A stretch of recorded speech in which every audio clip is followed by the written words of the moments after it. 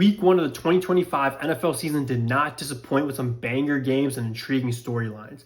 We already have massive fantasy implications from the opening slate of games, and in this video we will be touching on all of those. The most logical way to do this is going game by game and touching on key takeaways from each game. And before we jump in, if you want this to be a weekly series here on Yam Talks, make sure to drop a like on this video because at the end of the day, my content is curated for what you want to see. So starting with the NFL kickoff game between the Dallas Cowboys and the defending Super Bowl champions, the Philadelphia Eagles.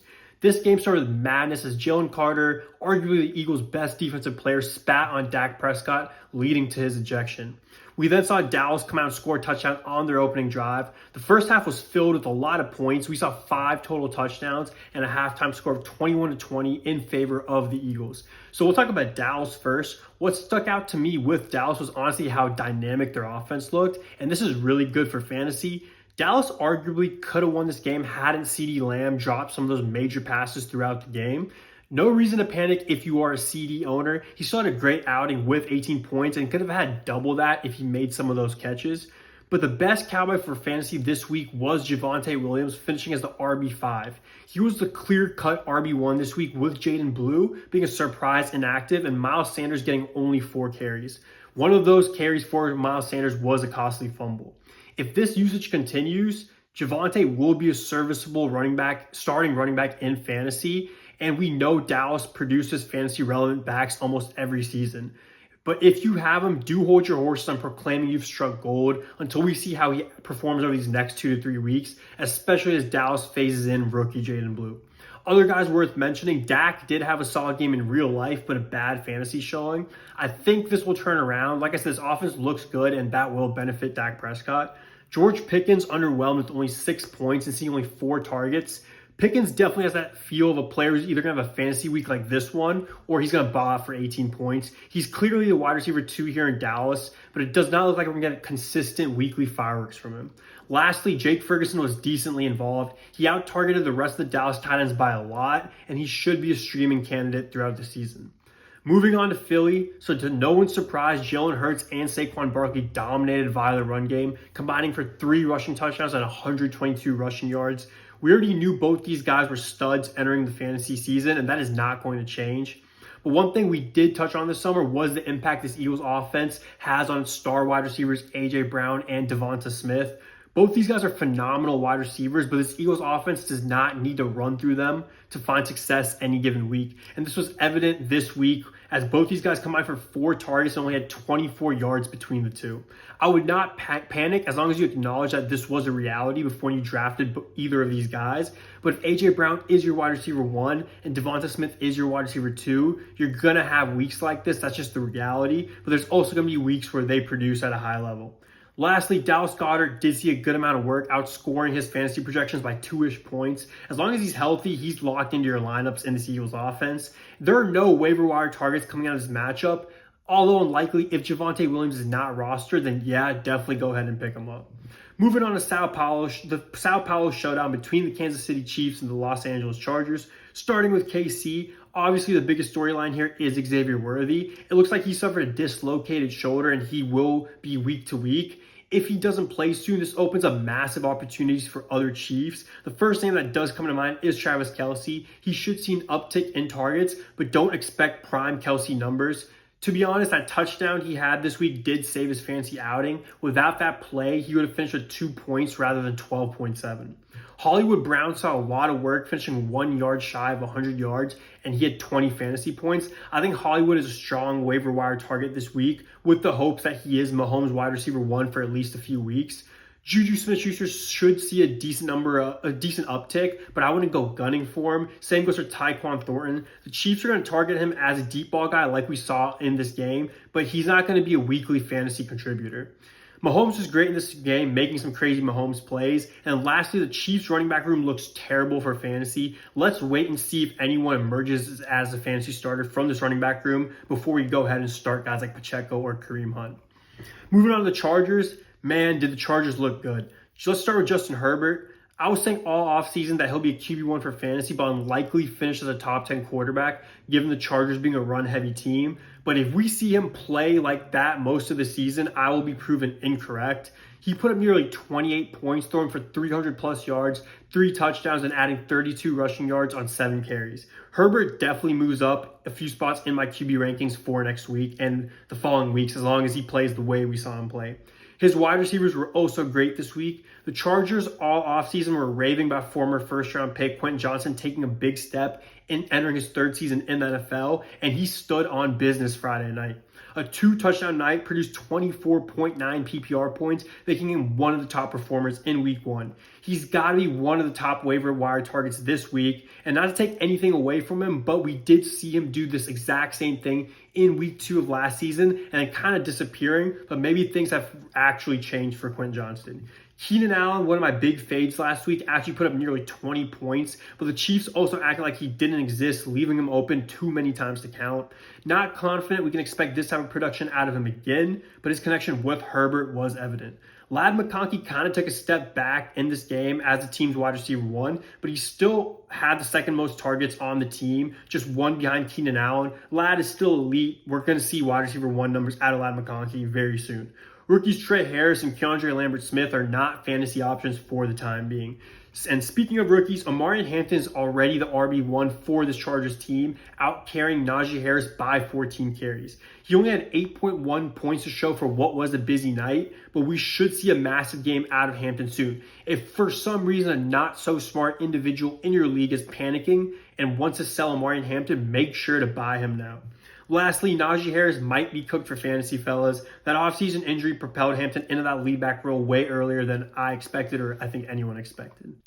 Now moving on to Sunday slate, let's start with the Giants at the Commanders. Sorry, Giants fans, but to no one's surprise here, the Giants offense looked terrible. The front 7 did look really good, but it does not directly help us for fantasy. As of right now, there are 0 startable Giants outside of Malik Neighbors. I'm not pulling the plug on Tyron Tracy, but after what we saw this week, it'll be hard to insert him into lineups next week unless you really have to. Even Neighbors underwhelmed as he received that double team treatment he's going to get, and he got that all game. That made it difficult for Russell Wilson to get him the ball. He was clearly frustrated on the sidelines in the second half.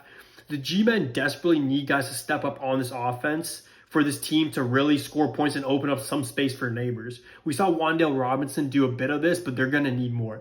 And switching to the other side, Washington has several players to touch on. First off, the JSM hype is real. Little Bill is already that guy, leading all rookies in rushing yards in week 1. I was fairly confident that the Commanders would lean towards their veteran back, Austin Eckler, in week 1, but JCM had 4 more carries than him and was far more efficient with his 10 total carries. We saw JCM put up 14 points and tacking on his first NFL touchdown. If you were tapped into Yam Talks this summer, hopefully you stole Bill in your drafts because he can already be viewed as a running back 2 going into week 2. Deebo Samuel was quite a surprise, putting up 22.6 PPR points. He led the entire team in targets, receptions, and receiving yards, looking like a great fit in this Commanders offense. My instincts do tell me to sell high on Deebo because Terry is going to see wide receiver 1 responsibilities for this team as he gets back into rhythm. And if you're a Terry holder, do not fret over this quiet performance. He was not a participant in practice almost the entire summer. It's going to take another week or 2 till he's back to form. And lastly, Zach Ertz is still a viable fantasy option at tight end, finishing as the tight end 13 this week with double-digit points. None of the other tight ends on this team are even relevant for fantasy. Let's talk Dolphins-Colts. Hopefully you spent some time with me this summer on Yam Talks because I told you not to draft any Miami Dolphins outside of Achane.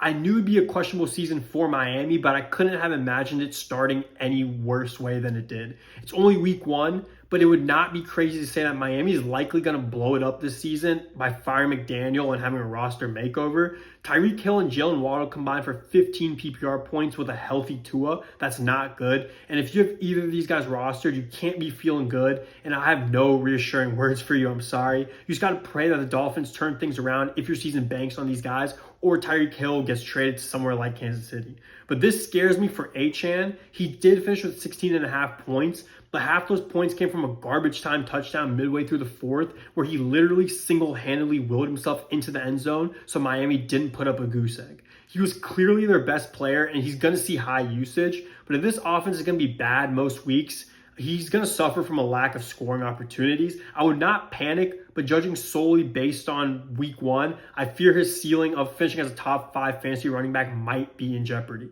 And yeah, if Tua is your QB1 or QB2, hopefully you have other options. Otherwise, it's time to start finding those other options. Now with Colts, the Colts were electric under Indiana Jones. If you had Daniel Jones in best ball leagues or started him in redraft leagues, congrats, because he was the QB3 in fantasy this week while setting NFL history. Not confident we're going to see this again this season, but this is a really positive indicator for the Colts in fantasy. First off, JT got kind of boned with Daniel Jones stealing 2 goal line rushing touchdowns from him, but he still had a really solid outing. If he had gotten even one of those touchdowns, he would have had nearly 20 fantasy points. I feel great about Jonathan Taylor with Danny Dimes under center going forward this season. Now, potential steal in this year's drafts could be Michael Pittman Jr. People kind of forgot about him this offseason after a down year and all the hype surrounding Josh Downs. But Pittman finished as a top 20 fantasy receiver both in 2021 and 2022. And Sunday, he had a whopping 20 points, leading all Colts wide receivers in targets and receptions. This is a very good indicator for what his season outlook looks like. It's going to be interesting to see how this target share shapes up for the Colts in the next 2 to 3 weeks. But Pittman did not lead the entire offense in targets and receptions, because that was rookie first-round pick Tyler Warren. I told y'all in my final rankings that Tyler Warren gets a significant boost with Danny Dimes as his quarterback, and we saw why in week 1. Tyler Warren should be locked into your starting tight end spot. There's real top 10 tight end potential here in his rookie season. An unexpected banger on Sunday's slate was the Steelers and Jets, which featured a pair of quarterbacks looking to get revenge on their former teams with Aaron Rodgers and Justin Fields. We had Aaron Rodgers coming out on top, so I'll start with Pittsburgh. DK Metcalf stuck out to me while watching this game. He was getting a lot of looks, and he made some big catches throughout the game. He led the team in targets and total yards, putting up a very respectable 13.9 points. I like him as a high-end flex wide receiver 3 candidate solely from what we saw in week 1. But warning, he could go nuclear next week when he faces his former team in with the Seattle Seahawks. Calvin Austin was clearly the wide receiver 2 behind Metcalf. He had a great fantasy outing with 17 points and racking up a touchdown. This is a name to keep an eye on if he continues to build a strong connection with Rodgers. I'm sure he's going to be a big waiver wire target this week, and I wouldn't go crazy on trying to get him, but he is worth a pickup if you have the means. The tight end position was interesting as we saw both Jonnu Smith and Freiermuth get work, but Jonnu got a little bit more work. I'm still wary with starting either of these guys in fantasy. I think they're both going to be involved every week, and unless one of them really separates himself from the other, I would continue to sit back and watch how this plays out rather than inserting them in your lineups. It's clear that Jaylen Warren is the lead back in Pittsburgh for the time being. He can be trusted as a low-end RB2 flex kind of option. I was high on Caleb Johnson this summer. Obviously, week 1 was a dud for him, but being a rookie, being on some more established, productive options, with also Arthur Smith being your OC, we're likely going to see him have a slow start to the season, get eased into this offense. I would not cut him in week 1. Be patient, and let's take this on a week-to-week basis and see how he pans out. So I'll be the first to sing my praises when I'm right, but I'm also going to admit when I was wrong, and apologies to the Jets organization and their fans. That offense looked damn good against what was one of the better units in the NFL, one of the better defensive units in the NFL last season. The Jets O-line was great. Justin Fields was great, finishing as the quarterback 2. Garrett Wilson and Breece Hall got theirs, both finishing in the top 12 of their respective positions. If you drafted these guys and the Jets offense is going to look like this on a weekly basis, then congrats, because they will produce. Fields, Wilson, and Breece are all surefire starters entering week 2 against a tough Bills team. If they can find similar success next week, I think that's going to erase any preseason doubts I had with these 3 players. Moving on to the Panthers and the Jags, this was a terrible game for the Carolina Panthers. Their offense was pathetic and did not reflect the positives we saw at the end of their season last year and the murmurs we heard from this summer's training camp.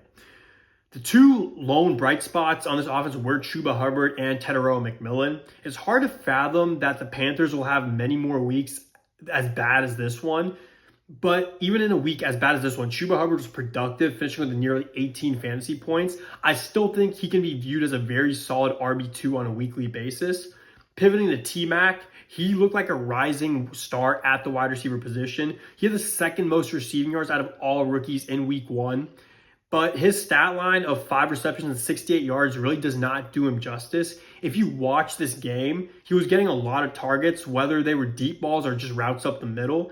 He was also a player 2 away from making some insane grabs that not many wide receivers in the NFL can honestly make. That Adam Thielen trade might have been a bad call for the Panthers at the end of the day from what we saw in week 1, but that's going to benefit T-Mac greatly as a fantasy asset. And as the rest of the Panthers wide receivers didn't look like NFL wide receivers, to be honest. And Jalen Coker is still on IR. So when you combine all of this, by the end of the season, I truly believe T-Mac will be a top 16 wide receiver in fantasy, if not closer to the top 12. As a Panthers fan, I'm hoping this was just a bad game to start the year, but until further notice, no one on this team other than T-Mac and Chuba Hubbard are worth starting.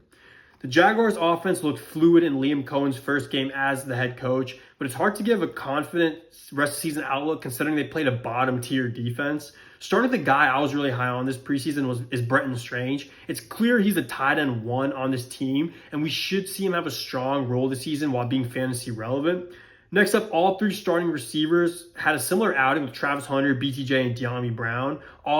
within half a point of each other. Travis Hunter did primarily play wide receiver, and he did see some respectable work, catching 6 passes.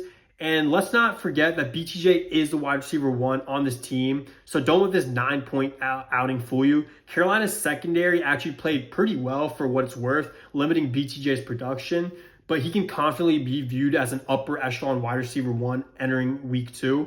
He is a prime buy low candidate if BTJ owners are panicking in your league. Finally, ETN ravages the Panthers' run D, which still looks to be one of the worst units in the NFL. He did look like the lead back in Liam Cohen's offense, putting up 18.8 points, with about 8 of those coming off one 80-yard run. That's good to see if you are an ETN holder after what was a disappointing season last year. Now with Tank Bigsby being traded to Philly, ETN stock is way up, and Bigsby is kind of useless for fantasy this season as long as Saquon is healthy. But Bishal Tuten owners are definitely happy about that trade because he is going to see some opportunities very soon. Cardinals-Saints was a lackluster game, but we did see some tidbits relevant for fantasy. Starting with Arizona, it was really nice to see Marvin Harrison have a great outing. Y'all know he was one of my guys this offseason. He's off to a great start, putting up 18.1 PPR points. The other Arizona wide receivers were quiet in this game. As long as Kyler can get the ball to Marvin Harrison, he should be viewed as a wide receiver 1. And speaking of Kyler, he did not have a bad game, putting up a respectable 18 points, but he also did not have a crazy game against a weak opponent. But let's see if that changes next week against another weak NFC South opponent in Carolina. James Conner and Trey McBride were a bit underwhelming this week, still putting up decent performances, but they should be continued to be locked into your lineups moving forward. There's not much to talk about with the Cardinals outside of these 4 guys, but they should all be smash starts next week at home against the Panthers.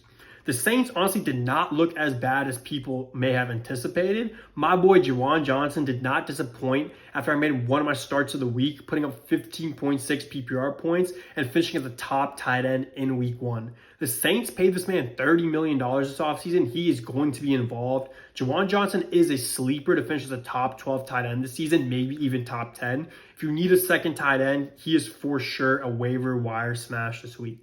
Looking at the rest of the relevant Saints, Kamara had a so-so week with only 13.7 points, but he was involved and he's bound to have some big ones. So leave him inserted in your lineups. And lastly, Chris Olave should be viewed as a low-end flex or a wide receiver 3 candidate.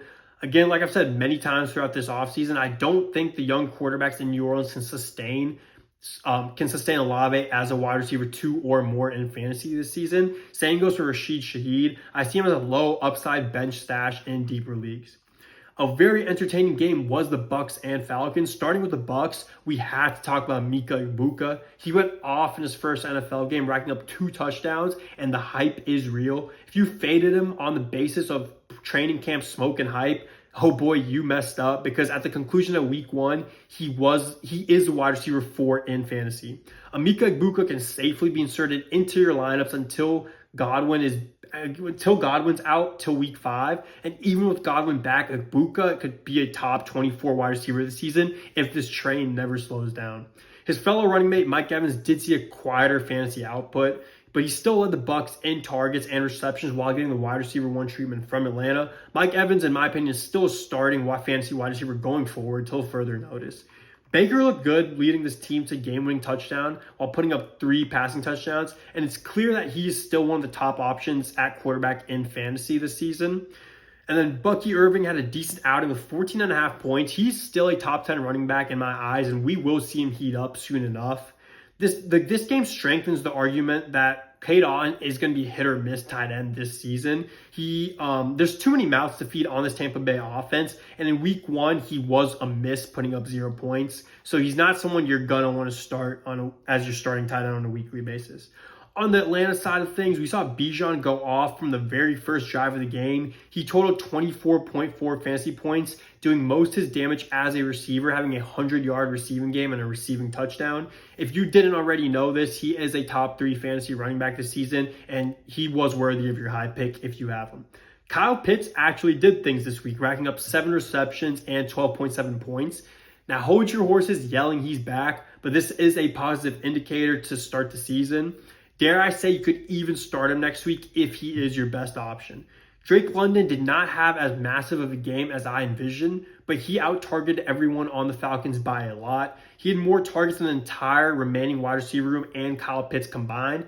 This is super assuring. With Darnell Mooney out, once Darnell Mooney is back, we'll see him eat into some of the target share of Ray McLeod and Drake London. But even then, Drake London can confidently be viewed as a top option at wide receiver. Finally, Michael Penix looked solid, finishing as a top 12 quarterback this week, which is good for his holders, but also for his offense as a whole. All right, so Bengals-Browns is interesting as this game was really competitive throughout. The Bengals were very underwhelming for fantasy in week 1, but they're historically terrible in week 1. This was their first week 1 win since 2021. I know this offense was a massive flop this week, but I'm not looking too deep into this. Trust me when I say this, they will be fine. Start Burrow, start Chase Brown, start Jamar, start T. Higgins. Looking at the Browns side of things, they were competitive throughout the game, and the biggest surprise to me was at the tight end position. When the Browns drafted Harold Fannin out of Bowling Green, it seemed obvious that he was going to be David Njoku's replacement after this season as an elite receiving tight end because Njoku is on an expiring contract, but I could have never imagined that we'd see him have a game like this in week 1 with an active Njoku. David Njoku is still involved, but it's hard to imagine that Fannin won't be stealing targets this season after what we just witnessed. If you have Fannin in Dynasty, congrats on joining me on drafting a Dynasty gem, but he may now even be on redraft radars for the season after only week 1. I'm very interested to see how these tight ends are utilized next week so we can get a clear idea. But if you play in 2 tight end leagues or very deep leagues, Fannin is a sensible waiver wire target.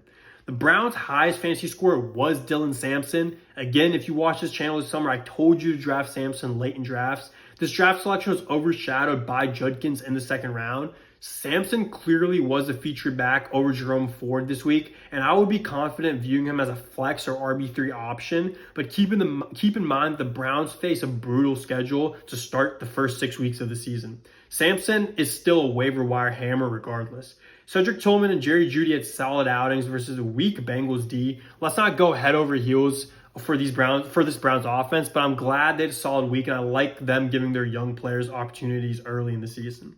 And the final game on the 1 o'clock slate was the Raiders at the Pats. New England definitely underwhelmed in a game that they were favorited. The biggest question mark with New England is who's going to step up as that wide receiver 1 for Drake May. We saw Kayshon Boutte, Stephon Diggs, and Pop Douglas all take their stabs at that top spot this week.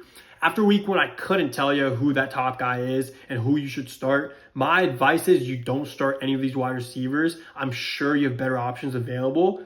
Or you can start one of these 3 guys against Miami next week if you really want it, because Miami does look exploitable. And then Travion Henderson did look good in his limited carries, but he did most of his damage as a receiver, picking up 24 yards on, I think it was like 4 or 6 receptions, which 100% boost his fantasy value. A lot of people, including myself, drafted him as our RB2s in some leagues. His time is going to come shortly as the lead back in New England. He also had a better fantasy week this week than I thought he would, so that's a good sign. And in deeper leagues or 2 tight end leagues, Hunter Henry is a viable option until we see Drake May find his favorite wide receiver targets. Henry enjoyed a solid week, still hitting double-digit fantasy points. And the biggest news with the Raiders is that Brock Bowers is okay. It was scary to see him exit the game with a knee injury, but we've received confirmation that it is nothing serious. Bowers finished as a tight end 2 this week, eclipsing 100 yards, and it's clear and obvious that he is still the top dog at the position in fantasy. Jacoby Myers really solidified himself as a wide receiver 2 or a wide receiver 2 or a high-end flex option based on what we saw this week. He was clearly the wide receiver 1 for Geno Smith, racking up the most targets and receptions, leading to 17.7 PPR points. Genty had a decent game in his first NFL career start, but even though it wasn't the craziest fantasy performance, he is a clear-cut RB1 for the Raiders with 19 carries. That was the 5th most out of all running backs in week 1. As long as the offense continues to look competent, Genty will see scoring opportunities throughout the season, and no doubt he'll get better and better as the weeks go. We should see him live up to being a fantasy RB1 in no time. Lastly, we saw Trey Tucker get a touchdown. Would not look too deeply into his outing. It was nice seeing Deontay Thornton involved on some of those plays. Continue to stash him for a week or two if you can until we see if his role grows. And then moving on to 4 p.m. Sunday slate, we'll start with the Niners and the Seahawks. This game was a gritty divisional showdown with the Niners coming out on top, so we'll start with them. Unfortunately for San Fran, the injury bug has decided to stick around another year. The biggest loss being George Kittle. He is now on IR. He's going to miss at least 4 weeks. So Kittle owners, be sure that if you don't have a backup tight end already, go out and grab someone on the waiver wires. Brock Purdy's also in danger of missing next week against the Saints. So if you're a Purdy owner, make sure to monitor that throughout the week and have a backup option.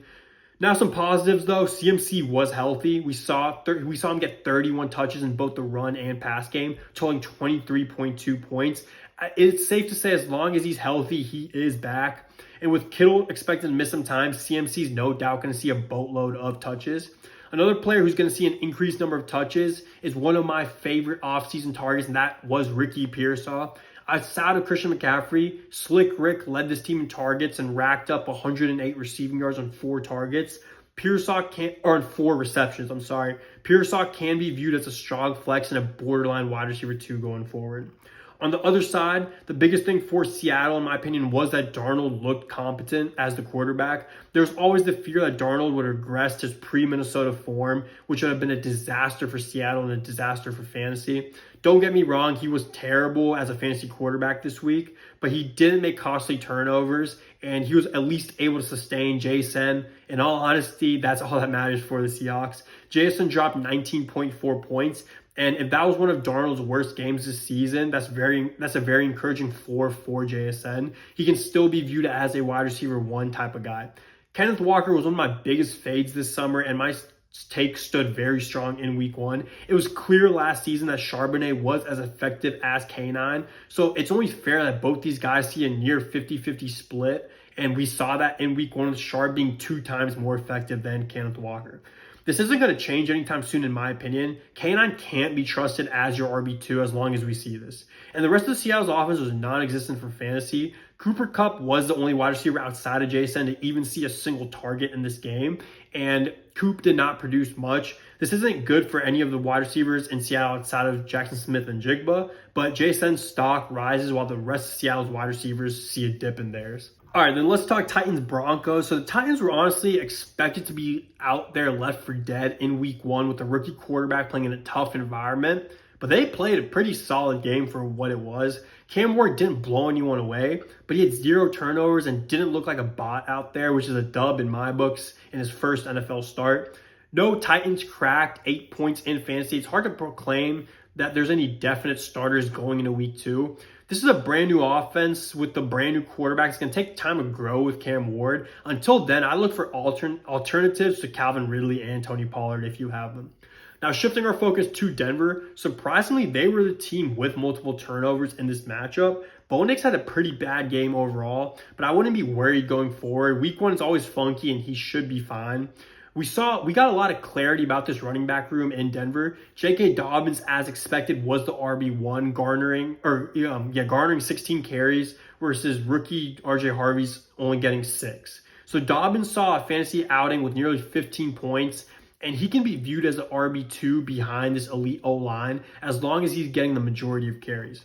RJ Harvey did look dynamic at times, but if you're an RJ owner, I do think we will see him command a 50-50 split, if not fully take over his backfield by midseason, but for the time being, I would stash him on your bench. Courtland Sutton looked great as a wide receiver 1, putting up 18.1 points. He's a strong wide receiver 2 this season. And Marvin Mims believers, I'm sorry, but the hype definitely needs to be cooled down a bit with him. Troy Franklin saw a bit more usage, but it's clear that this is Sutton's wide receiver room. And then lastly, a guy I was extremely high on this summer, but it came back down to earth in near the tail end of August, was Evan Ingram. We didn't see that high number of targets I thought he'd command as an elite receiving tight end. But again, this was a poor outing by Bo Nix. So I think it's going to be more fair to judge the supporting cast of this team after next week. So we learned a lot in the Lions and Packers game. Starting with Detroit, this offense did not look very dynamic. No doubt some of this has to do with the departure and the life after Ben Johnson. But this Packers defense was also very scary. I would not panic if you have Lions on your roster. I'm pretty confident they will right the ship sometime this month in September. The two-headed monster of Gibbs and Monty did not feast as grandly as we're used to seeing them doing. The Lions also found themselves passing the ball more than running. They found themselves passing the ball more than running the ball in this game. Gibbs is still a top running back option, and Monty can still be trusted as a low-end RB2 heading into week 2. Laporta looked great. It was nice seeing him have a top 5 tight end finish this week after what was really a down year last season. And with all that passing from Jared Goff, Amon-Ra, and JMO were no doubt major disappointments in week 1. Again, like I said, let's not overreact here. Let's continue to trust these guys in your lineups. And then Isaac Tesla, the rookie preseason phenom. He only had 1 reception in this game, but it was an insane catch for an insane touchdown. He doesn't garner starting nods, but it's still nice to see him making plays and showing that potential. Green Bay had an impressive performance at home. No one went crazy in fantasy, but we still learned a lot about this team. First, Josh Jacobs is going to see a lot of usage early on, especially with Marshawn Lloyd out with an injury. So he's definitely locked in as a fantasy RB1. Jordan Love still trusts Tucker Kraft, as we saw him target him a bunch in this game, including on a touchdown pass. This solidifies my preseason opinion that he should be a top 12 fantasy tight end this season. Rookie Matthew Golden is not the clear-cut wide receiver 1 in Green Bay yet, which is not crazy considering that this was only his first NFL game, and Jaden Reed and Romeo Dubes have been in the league for a few years. So Matthew Golden is better served on the bench until we see him have that kind of breakout game, or at least the indicators of that happening soon.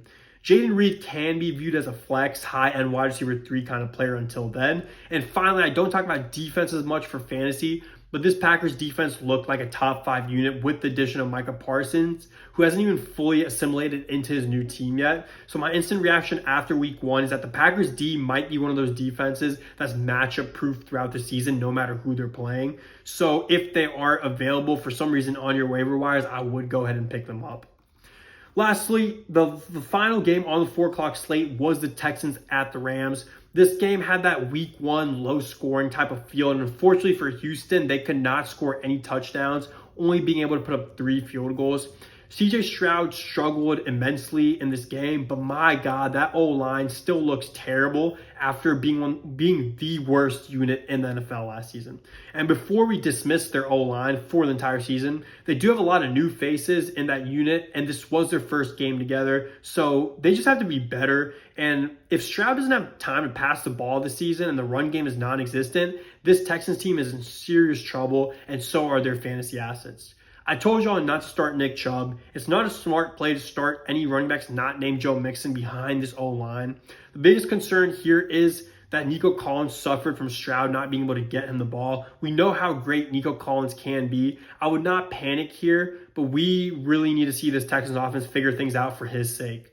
And there's not really anyone else worth touching on this team for the time being. So we'll move on to the Rams.